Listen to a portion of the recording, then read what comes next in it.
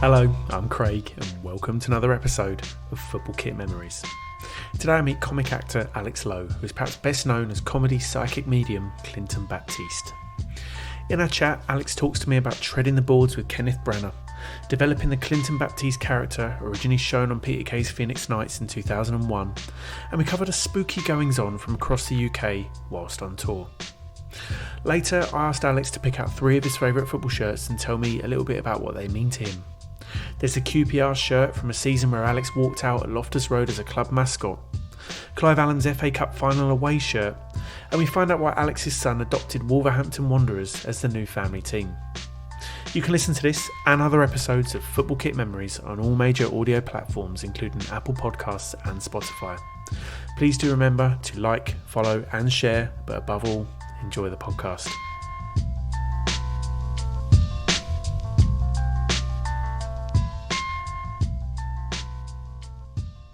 Okay, so today on the podcast, I'm delighted to say I'm joined by comic actor Alex Lowe. How's it going, Alex? Yeah, not too bad. Thanks for having me, Craig. Delighted to be here. Fantastic, mate. Now, look, I'm probably most aware of your work as the comic kind of clairvoyant character Clinton Baptiste, and I want to talk to you about Clinton in a moment, but I wanted to kind of go back to the start for you. You're kind of classically trained actor, right? Well, I was a child actor. Right. I was in Mansfield Park for the BBC when I was 15. 14, I was in Another Country in the West End, which then became the film. Wow. I did a lot of work with Kenneth Branagh and, Rupert Everett at that time. And so, honestly, I was a child actor. It's the only thing I've ever done, thank God. And then I did my degree in drama at Leicester Polytechnic, which was... I don't know whether the kids still use the phrase Mickey Mouse, but it really was a Mickey Mouse degree. It was a terrible degree. Really? Really arty-farty nonsense. Okay. But it sort of, I think the great thing was about that degree course was that it taught us a sense of self-sufficiency. When we left, we'd had no facilities there really. And it sort of taught us that actually there wasn't ever, and no one was ever going to throw you a bone particularly, which is kind of great training for a career of misery and disappointment. Well, you say it's Mickey Mouse, but you've had a lot of success, right? You've done all sorts of things over the years. You kind of done TV, you've done radio, as well as treading the boards, like you say. Yeah. What's been the kind of favourite thing that you've done? Well, honestly, for a long time, I did like 4 films in my first 4 years of being an actor, and it was sort of so fantastic. And like so many people will tell you in the arts, there's never any natural progression. It seems, it's not like any other career. I often feel like I'm having the longest apprenticeship anyone has ever had in any job. Right. I'm 53 now, and I would say honestly, the thing that I've enjoyed that thrills me the most is touring as Clinton Baptiste, which is a character I played on Phoenix Nights like 20 years ago. Yeah. And I was touring this show, which I wrote, and it's kind of an hour of me. And it was going so well, and I was just loving it. And then COVID came, and it just stopped exactly halfway through. Right. I couldn't believe it, after all these years of sort of knocking at the door, and I've had so many pilots and things that I've done, and at last, I just thought if I never ever have to do anything else again, to be touring around the country, and people complain about staying in hotels. What's not to like, staying in a hotel? It's great. Yeah. And it was up and down the country with my stage manager, Alex Winter. We had a great laugh, had comedians supporting me. It was like the perfect job.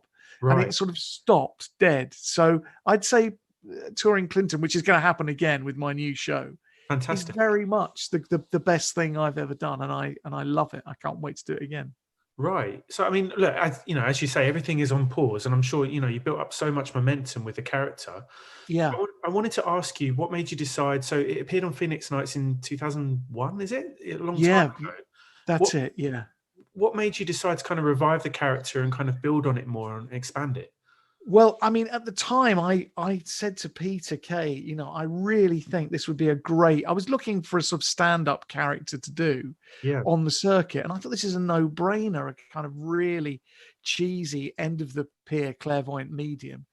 And I don't think Peter wanted me to do it at that time, and I didn't really press it.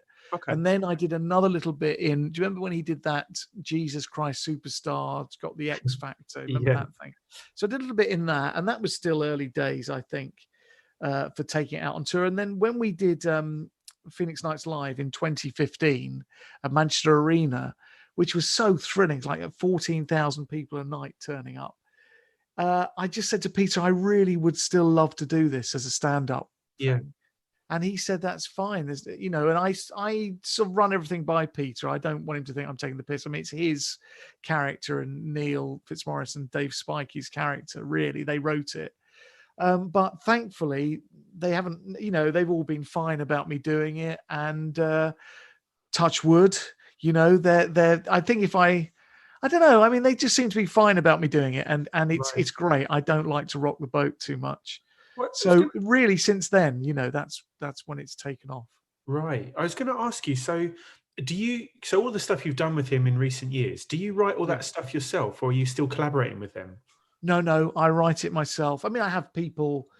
For example, we do an internet show, which we've been doing on a Thursday night in lockdown. And I've had some great people writing with me. Sam Delaney, of course, has done this show. Simon London, the comedy producer. Right.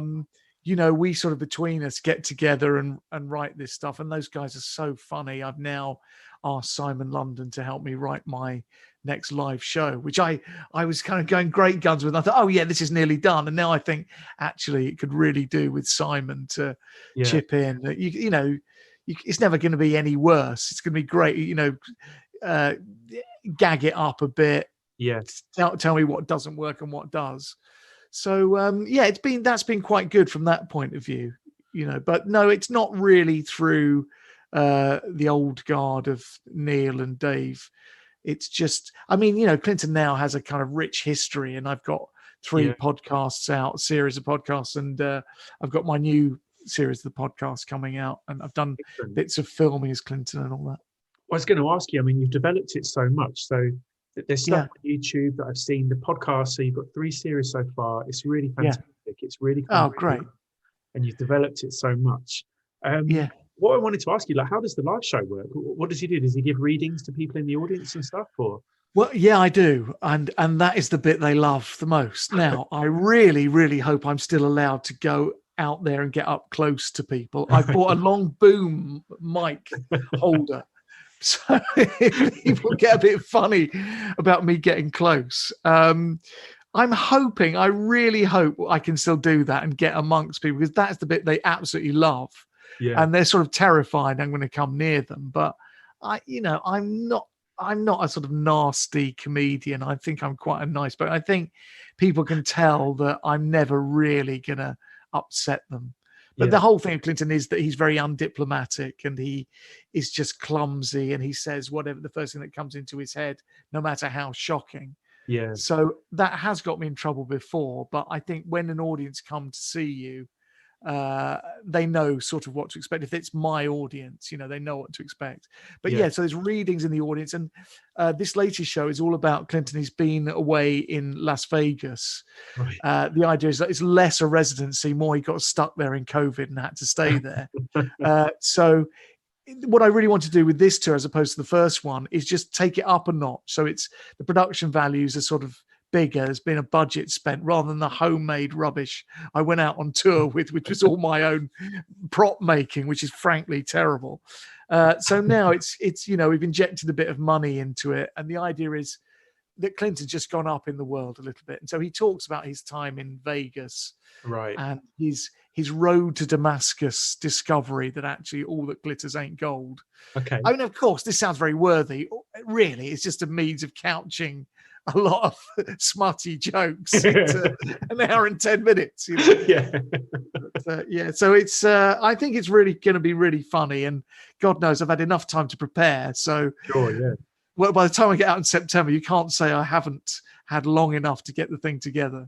So let's hope it continues apace. Nice. I look forward to that.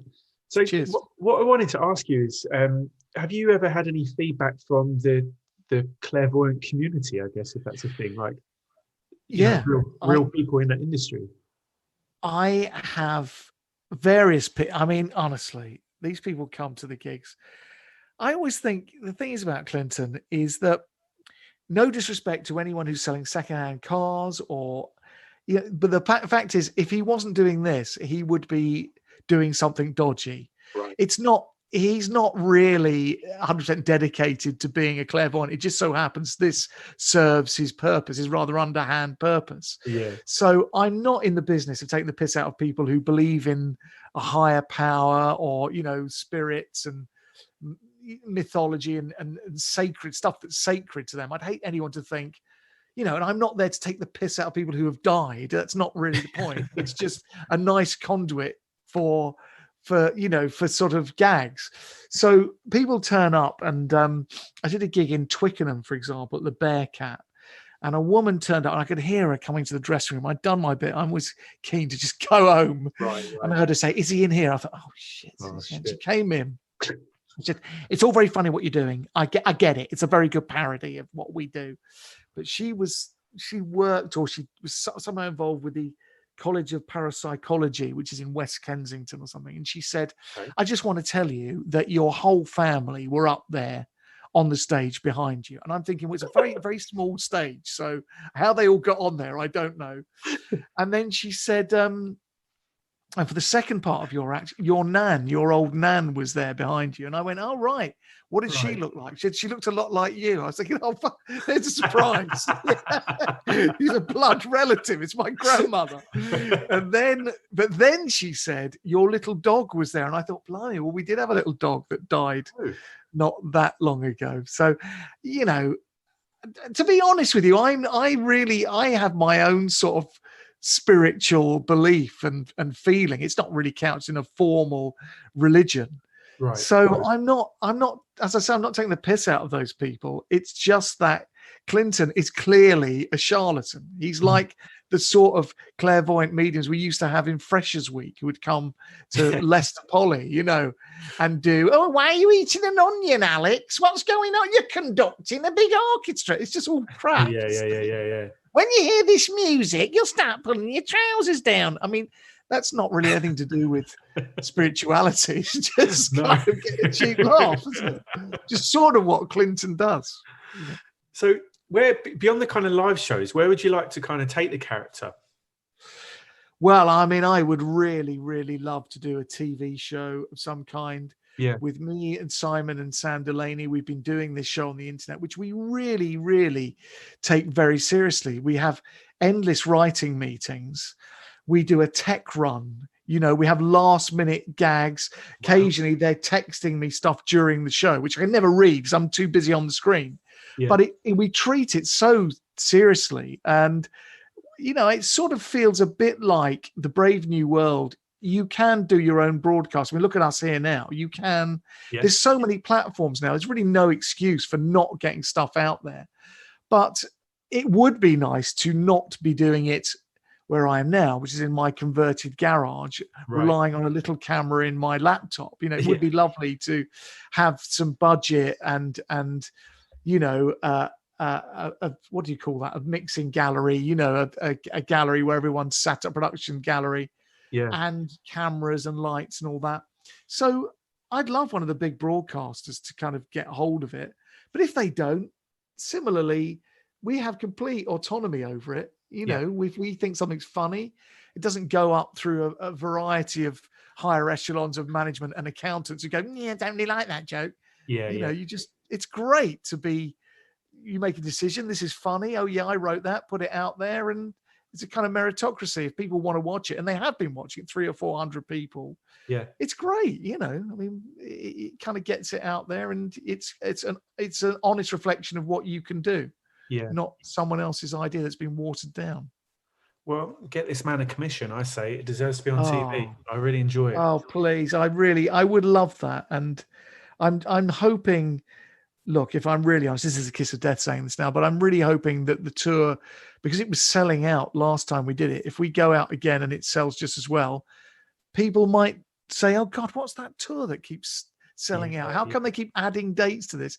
And it would just become a sort of irresistible thing. I don't really want to spend my entire career knocking on doors and then having a meeting about a meeting about a meeting, Yeah. So Alex, look, spirits are fading now. I've got one more question before we talk about your football shirt choices. What's the spookiest, scariest, most paranormal thing that's ever happened to you in real life? Oh, that is great, isn't it? What a good idea. Well, I tell you what, I do have various stories that happened to my dad and his brother after my granddad died. Right. But that didn't really happen to me. But there is one thing that occasionally pops into my head. That many, many years ago, I was with my cousins. We were down in Highcliffe near Bournemouth. Mm-hmm. And, it was a place we used to go. We had a caravan there. My grandma had a caravan and all the cousins were playing one time. It was not long after my granddad died.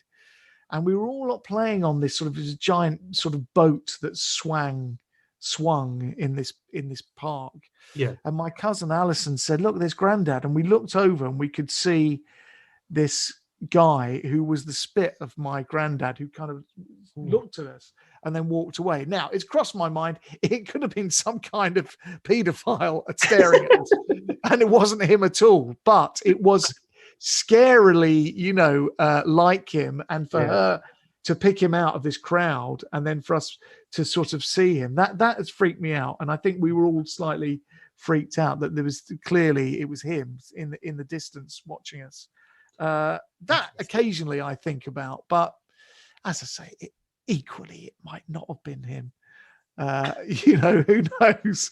But I mean, I am sort of often waiting for something really spooky to happen. Yeah. And I'm quite open-minded about that stuff. I don't want something so spooky that happens and I just go, I cannot touch Clinton again. That is it. That would be terrible. Back on you, doesn't it? Then it's kind of a. Well, it does. Yeah. What was that film recently about the Zoom call? And the guy, that thing, and the guy sort of recreated it for his own movie. Yeah. And did it in lockdown. But the thing that always sticks in my mind about that is that in that script, the ghosts focus on him because he's the guy who's actively taking the mickey out of contacting spirit. So I keep waiting for something to happen. And if there's anyone listening, please don't let it happen because I've got to earn some money. Oh dear! Right, we'll stop that conversation right now in case anything does happen.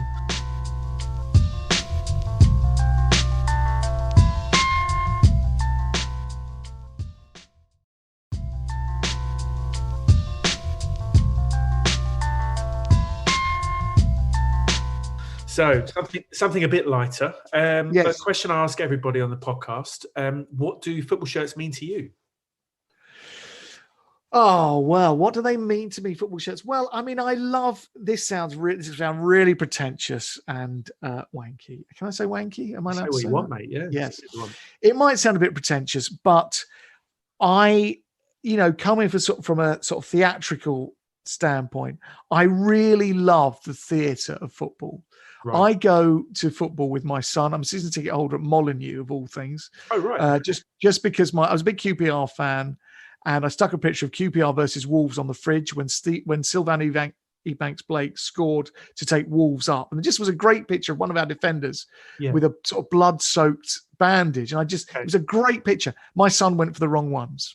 Oh. Typically. He went for bloody Wolves. So now I'm a season ticket holder there. Right. But he often says to me that what I do, and I know I do, I'm not great at tactics. I can't tell you half the time who had a good game and who had a bad game. I just love the kind of theatre of it. Yeah. I like the colour. I like the shirts. I like the sort of heroes and villains. The whole thing's like a sort of panto. There's those who played well. The referee's good. The referee's bad. The fans were singing this. Those fans sang that back. The absolute power and adrenaline. You cannot beat it for entertainment. You cannot beat a day out of the football for entertainment. Even a boring game. There's something about turning up and the green of the grass and the smell of the thing, and the tannoy echoing and the sort of. I just love everything about it, and I think the sort of colour of the shirts and pinning your hopes on that colour. You know, I mean, I'm looking next to me now. I've got a QPR Guinness, which my son got me for Christmas or my birthday, and it's just the old QPR Guinness shirt, in the cushion form. Oh, nice. And immediately you see that it has a kind of Pavlovian effect on you. You're like, I don't remember. And it sort of reminds me of the times at Loftus Road looking at that. So football shirts, I think, I mean, I've never been one particularly going out wearing one in a social gathering, but I don't know. You know what it's like? Immediately, it just invokes something in you. It makes you feel something. It's a huge part of the experience for you, kind of thing. It's all about the theatre as much as what happens off the pitch as on it, kind of thing.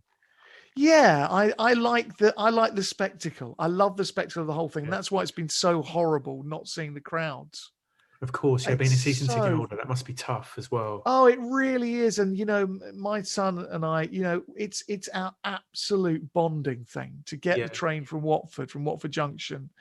And, you know, he's in his shirt and all that. And it's such a bonding thing. And we have, I'm sure loads of your guests have said this, that it's the ritual of the whole thing. And he'll wear his shirt, and he'll wear his shirt when the football's on the telly even. But the whole thing of getting up there on the train, getting there in good time, walking to the ground, let's go to the posh burger place that they've now got outside the Steve Bull.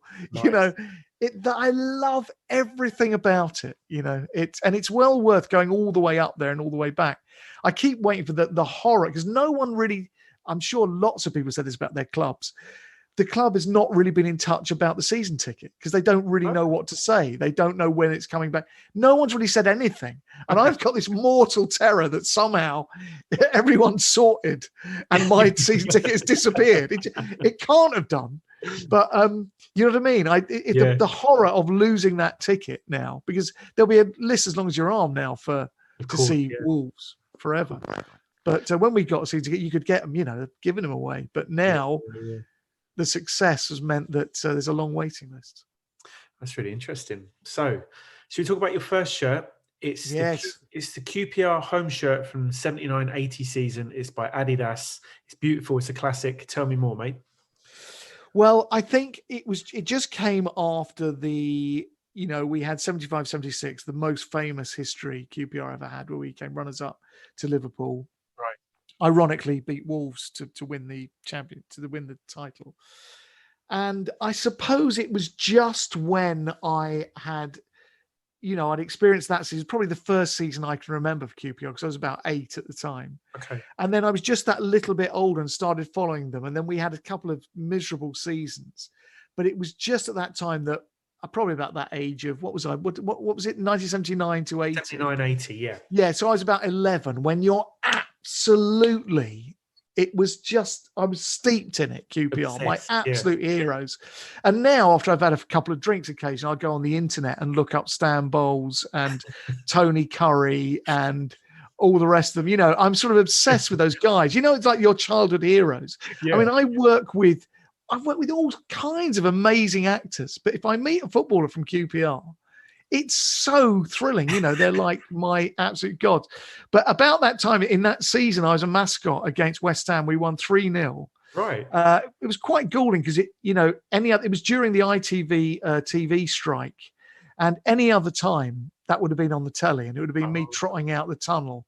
Right. But it wasn't to be. But we beat them 3-0, and Stan Bowles was playing, and Tony Curry, and you know, all the greats from QPR in that time. Chris Woods was in goal. Glenn Roeder, sadly lost him recently. Of course, yeah.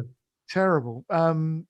So yeah, it was kind of that. And there's about the shirt specifically, those, you know, they're this iconic, those Adidas stripes on the arms that went sort of down the arms. It sort of looked athletic, didn't it? It sort of said athleticism. It said sport. It wasn't just sort of QPR's old shirts were a bit sort of rugby-like, you know. Right. It said it had a touch of the flash about them, in the same way that Starsky and Hutch might have had that white stripe down their red car. This said excitement. It said sport, endeavour, power, you know, energy. Modern era. Nice. Yeah, I like that. What was Loftus Road like back then?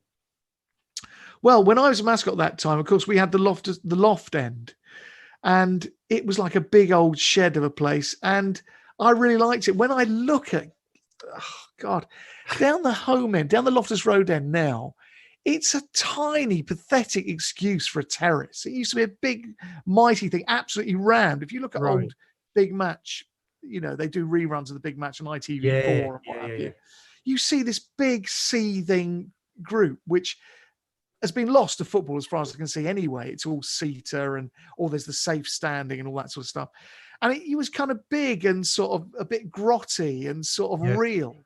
And now, in the middle of that bloody Loftus Road end, there's even a kind of huge emergency exit, sort of virtually right behind the goal. So you don't get that kind of surge, or you don't get the sort of, power of all those fans and energy of all them in together. There's even a great big gap so we can get out. And it's like, so I don't get that. And I'm really excited about, for example, Molineux are going to, the word is they're going to have this enormous safe standing.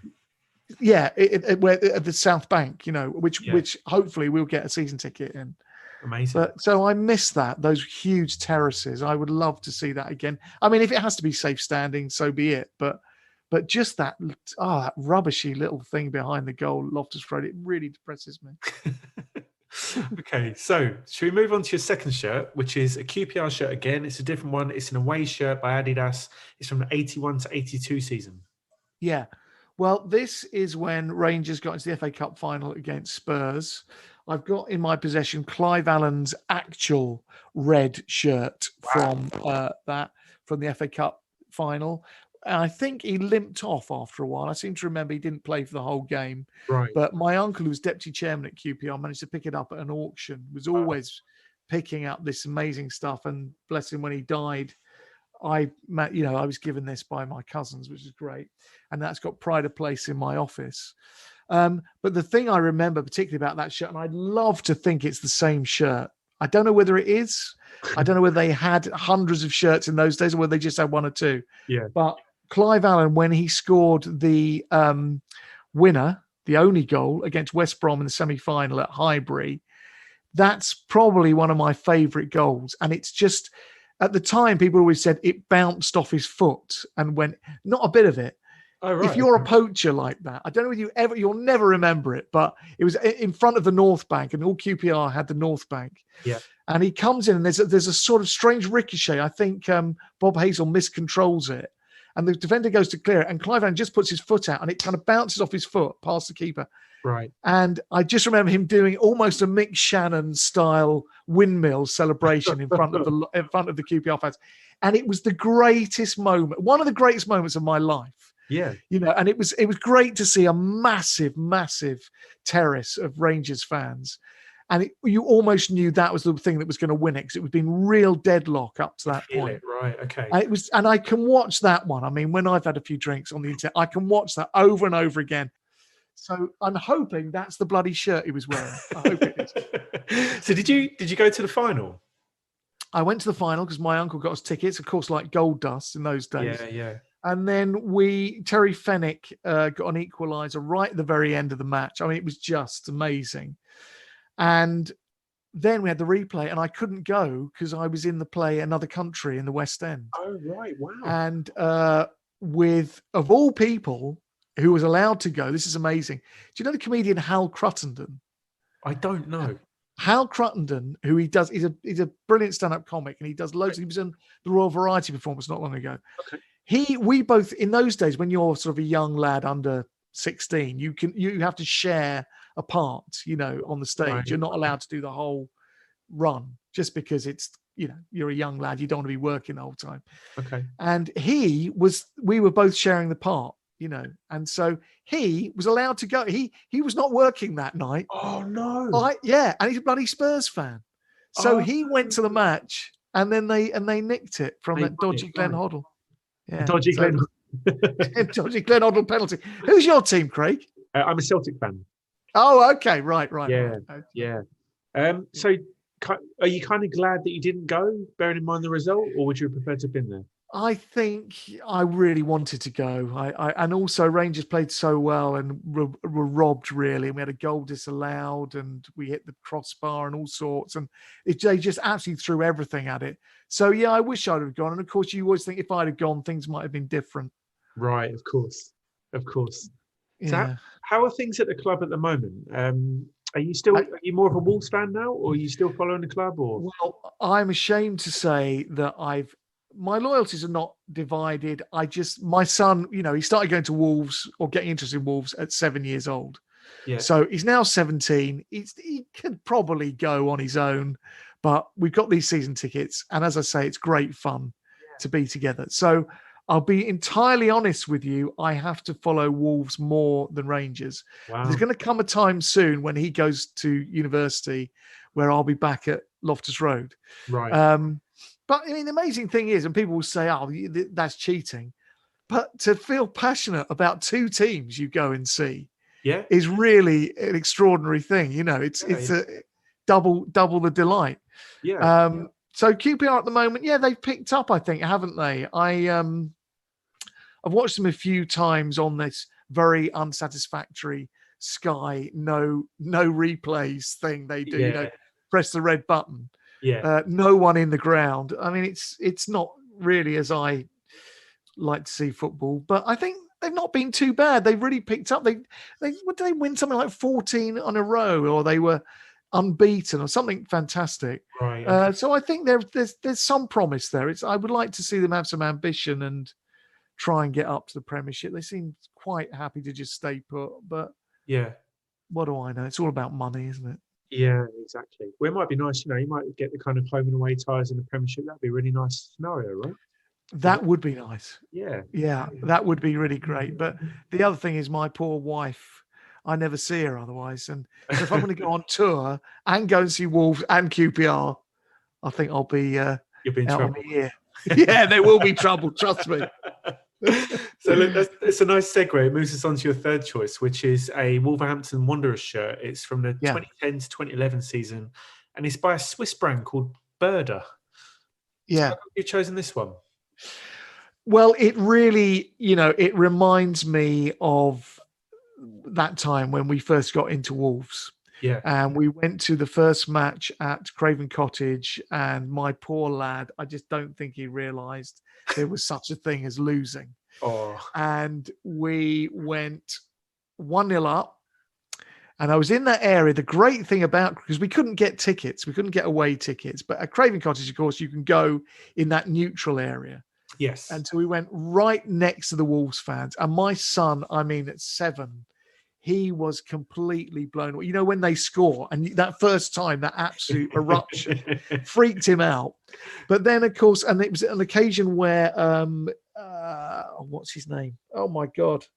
Well, Bobby Zamora's leg got broken. Oh, right. Okay. By, I can't remember who it was. But anyway, leg got broken. And then Fulham got a free kick and scored right at the end. And it's almost from that moment onwards that Wolves went into decline. I can literally, and it was like the first match we went to, and they dropped 2 divisions, which we've just stuck with. And so that shirt, although it reminds me of losing every time we went, we must have been the first 6 or 7 matches we went to, we lost. And time after time and time, it would end up with my lad in tears going all the way back to Watford, where we live. And did you try and convince him then to support QPR? Was there not an out for him, or he just wasn't interested? He is a contrarian, my lad. He almost knew when he went for Wolves, it was because my team was the other one. I mean, he knew, except when you're 7, and you see that wolf on the badge. Yeah. It's cool. A bit, of course, it's like there's a team called Wolves and there's a wolf as the badge. It's really appealing, Yeah. So that kit, it reminds me of that. And I managed a guy over the road who knew Michael Mancien, who ended up playing for Forest and the like. Yeah. But he was a Wolves player at the time. And somehow we got, very kindly, he gave us this shirt and signed it. Oh, nice. So he's got that hanging in his room. But it really is just a great reminder of that first time we went. Yeah. And that shirt is really evocative for me. And of course, it was the shirt they were wearing on Survival Sunday. Do you remember where it was like one of about 5 or 6 teams to go down? Yeah. Was that season? That was that season. Oh, and we wow. were there. It was just brutal. You know, we had, of course, oh my God, what's his name? See, I'm so old, I can't remember anyone's name now. Anyway, who was it who scored that goal? Well, anyway, we stayed up. Fletcher or Stephen Hunt? Stephen Hunt. Stephen Hunt. Right. Well done. Very good. Stephen Hunt scored this fantastic goal, which sort of kept us up. Right. And so, you know, we were 3-0 down at half time. And I was saying to my lad, do you want to go home? Oh. So I thought, this is a disaster. We'd gone all the way. It was so exciting, but we were so down. And I thought, I don't want to be here if we lose 6-0 and go down. And go down, God. And I think statistically we could still stay up, or we just had to score a goal at that stage. But anyway, we stayed up, and it was just a wonderful, wonderful day. So that shirt reminds me of that. Fantastic, mate. Well, look, that's 3 fantastic choices. Thanks so much for taking the time for a chat. Really enjoyed it. Oh, that's great. And to any of my QPR friends, you cut me in half. I'm still blue and white hoops, right? So Alex, kind of, where should people look out? So we need to, is the dates for the tour out yet for Clinton? Yeah, the tour seems to be getting longer, thank God. If you please, and I mean this because I don't want to be going out there and everyone deciding that COVID is still a thing. I'm playing somewhere that's echoing to the sound of my own voice. So please turn up. It's at clintonbaptiste.com/live, and you'll find the tour. And the tour is called Stratospheric. Right. There's things like Hackney Empire on the 4th of September, 1,300 seats to fill. So please bring your friends. Fantastic. And there's a 4th series of the podcast coming too. 4th series of the podcast is coming out, and it's got all the favourites. It's got Ramon with his spirit guide Stephen Hawkins, and we've got a new thing which is Uri Geller. It's great. Excellent. Clinton wants to support Uri Geller and keeps asking Uri Geller. So there's loads of great stuff, and I really, I'm quite pleased with it. It's a return to the stuff we did in the studio. Right. On the 3rd one, we had a healing festival where he went, which was hell to record because, no one was around and it was all done in lockdown. And this one is similar to the first 2 in that it's a lot of phone calls into the studio. Nice. So please have a listen. I'll get that out as soon as I possibly can. I want to get that out. Fantastic. Well, look, Alex, thanks so much and great to speak to you. Thanks so much. Thanks for having me.